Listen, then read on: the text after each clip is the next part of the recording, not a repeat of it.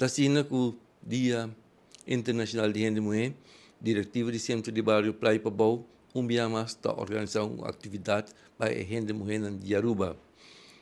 Nos tursa, com o dia 8 de março, Dia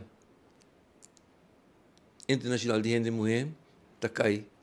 Pero como que está cai de muita sábado, diretiva do Centro de Barrio Playa Pabau a decidir para nos organizar dia 7 de março, pois já bem novo. A atividade aqui está começando para 7 horas e está acaba para mais ou menos 9 horas da noite. E está sendo com o invitado especial, sempre nós vamos buscar uma mulher que vai destacar durante a ano.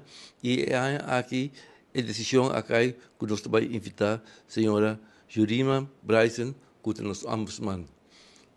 Logo tem oportunidade para se perguntar tocante seu trabalho, etc, etc.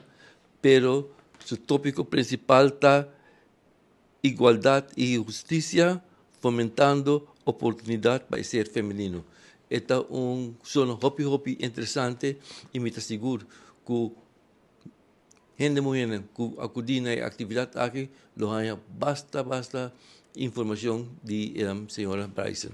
Nós organizamos atividade aqui, me quer mais ou menos 20 anos. No passado, nós estávamos em Trudy Hassel, como te acorda, abogado Arens, parlamentário de Arens, Mônica Arens, também viste seu nome completo.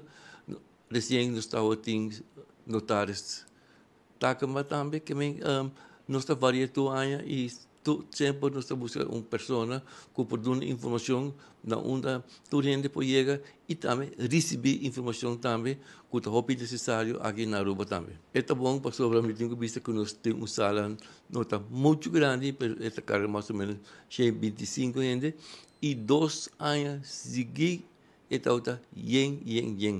Gente não chega lá, mas trabalha para sobre não está em lugar mais. Que mesmo está querendo que interesse tem e é estímulo para nós também, para nós continuar com a atividade aqui também.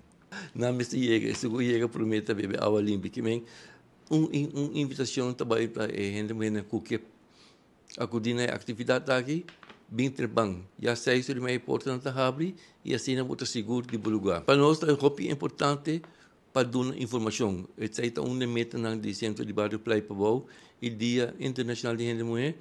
Está uma oportunidade para seguir, informar a comunidade, para assim na vida mais consciente de regras, lei, etc., que não está na altura de dia também.